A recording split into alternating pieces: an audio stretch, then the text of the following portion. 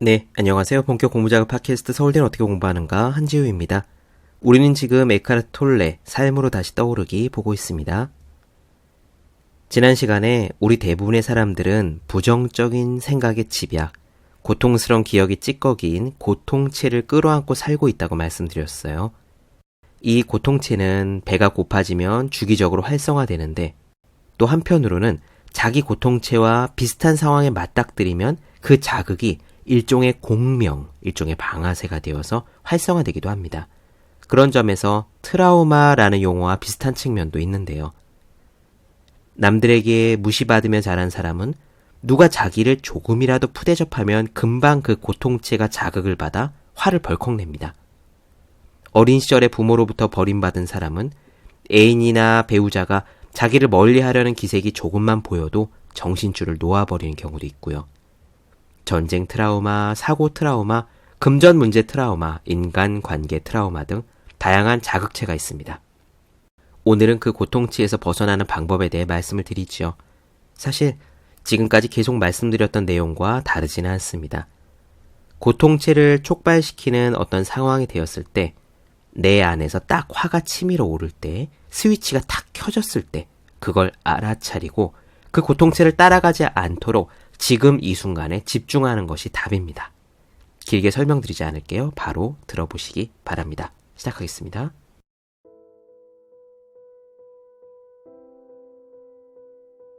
고통체로부터의 자유는 먼저 자신이 고통체를 가지고 있음을 깨닫는 일로부터 시작된다. 그런 후에 더 중요한 것은 충분히 현재의 순간에 머무르는 능력, 충분히 깨어있는 능력이다. 의식적으로 현재의 순간에 존재하는 것만이 고통체와의 동일화를 끊을 수 있다. 당신이 동일화되지 않으면 고통체는 더 이상 당신의 생각을 조종할 수 없으며 당신의 생각을 먹이 삼아서 스스로를 재생시킬 수 없다. 고통체가 무의식적으로 더 많은 고통을 찾는다는 것, 즉 무엇인가 나쁜 일이 일어나기를 기다리고 있다는 것을 깨달으면 많은 교통사고들이 바로 그 시점에서 고통체가 활성화된 운전자에 의해 일어난다는 사실도 이해할 수 있을 것이다. 운전자들은 앞에 가는 차가 너무 느리다거나 앞에 확 누군가가 끼어든다거나 등의 사소한 일에도 금방 폭력적으로 변한다. 많은 폭력 행위들이 사실 일시적으로 미치광이가 된 원래는 정상적인 사람들에 의해 저질러진다. 그래서 법정에서 변호사가 이렇게 말하는 것을 우리는 듣는다. 이것은 전혀 평소 이 사람답지 않은 행동이었습니다. 그리고 피고 역시 마치 뭔가에 씌였던 것 같습니다. 라고 말을 한다. 나는 이런 경험이 있었다. 30대 여성이 나를 만나러 왔다. 처음 만났을 때 하는 인사만으로도 그녀의 미소 뒤에 가려진 고통이 전해졌다. 자신의 이야기를 시작하자마자 딱 1초 만에 미소는 사라지고 고통스러운 표정이 나타났다. 이내 그녀는 주체할 수 없이 흐느끼기 시작했다. 자신이 너무 외롭고 채워지지 않은 느낌이 가득하다고 했다. 분노와 슬픔도 심했다. 그녀는 어린 시절 폭력적인 아버지에게 학대를 받았다. 나는 곧바로 그녀의 고통이 현재의 생활 환경에서 나오는 것이 아니라 놀라울 정도로 무거운 고통체 때문임을 알아차렸다. 나는 그녀가 몸 내부에 있는 느낌으로 관심을 집중하도록 유도했고 불행한 생각과 불행한 인생 이야기라는 선글라스를 끼지 말고 그냥 그 불행한 감정, 고통스러운 감정을 직접 몸으로 느껴보라고 요청했다. 그러자 그녀는 자신은 불행으로부터 벗어나는 방법을 배우러 온 것이지 불행 속으로 들어가기 위해 온 것이 아니라고 말했지만 결국 마지못해 내가 하라는 대로 따라해보았다. 그녀는 잠시 조용히 있다가 갑자기 고개를 들더니 금방이라도 일어나 돌아갈 것 같은 모습으로 화를 냈다. 아니요, 나는 이것을 받아들이고 싶지 않아요. 라고 그녀가 말했다. 그래서 내가 대답했다. 당신에게 지금 무엇을 하라는 게 아닙니다. 하지만 그 느낌들이 그곳에 있도록 허용하는 것이 가능한지 묻고 있는 것입니다. 바꿔 말하면 이런 것이죠. 당신에게는 지금 불행이 있다고 하는데 당신이 만약 그 불행에 대해 신경을 쓰지 않고 내버려 둔다면 그 자리에 있는 불행은 어떻게 될까요?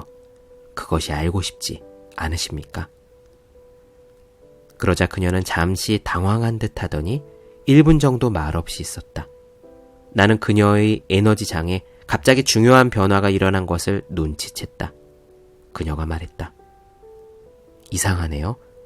나는 여전히 불행하지만 그래도 그 불행 주위에 갑자기 공간이 생긴 것 같아요. 예전만큼 그 불행을 중요하게 생각하지 않게 되었어요. 그랬다. 불행 주위에 공간이 생긴다는 표현을 들은 것은 그때가 처음이었다. 물론 그 공간은 현재의 순간에 경험하고 있는 것이 무엇이든 그것을 전면적으로 받아들일 때 생겨난다. 나는 그 이상은 많은 말을 하지 않고 그녀가 그 경험과 함께 하도록 해주었다. 이윽고 그녀는 이해했다.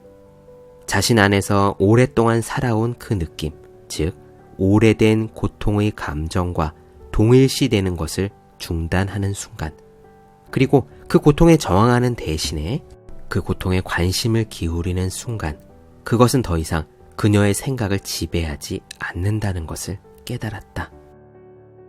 고통체 중에는 특정한 종류의 자극이나 상황에 반응하는 것이 있다. 보통 계기가 되는 것은 과거에 경험한 감정적인 고통과 공명하는 상황이다. 예를 들어 금전적인 일로 항상 다투고 갈등을 겪는 부모 밑에서 자란 아이는 돈에 대한 부모의 불안감을 흡수해서 성인이 된 뒤에도 사소한 금액의 돈 문제로도 감정이 상하거나 화를 낸다. 또 어린 시절에 부모로부터 외면당하거나 버려진 아이는 공항에 마중 나온 친구가 몇 분 늦거나 배우자의 귀가가 조금 늦어지는 것만으로도 고통체가 금방 공격적이 된다. 이런 경우도 있다. 어린 시절 아버지에게 학대당한 여성의 경우는 남성과의 그 어떤 친밀한 관계에서도 고통체가 쉽게 활성화될 수 있다.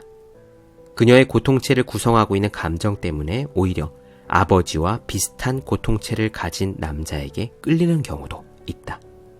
그러한 여성의 고통체는 똑같은 고통을 더 많이 맛보게 하는 누군가에게 자석처럼 끌린다.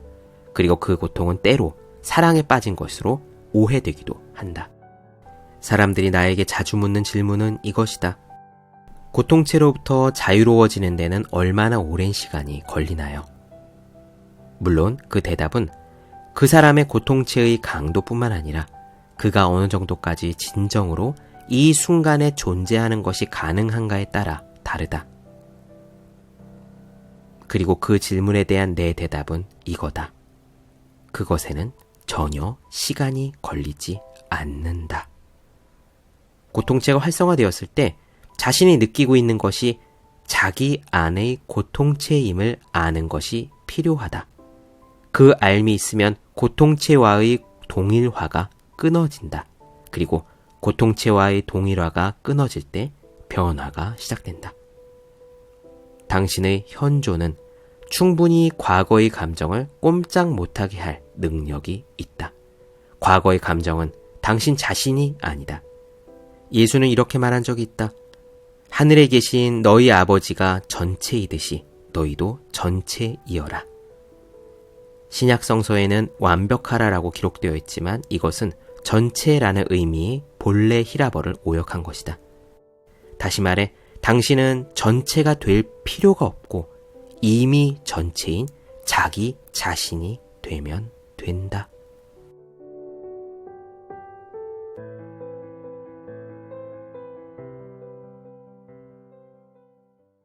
네, 본격 공부작업 팟캐스트 서울대는 어떻게 공부하는가? 에카르트 톨레 삶으로 다시 떠오르기 나눠드렸습니다.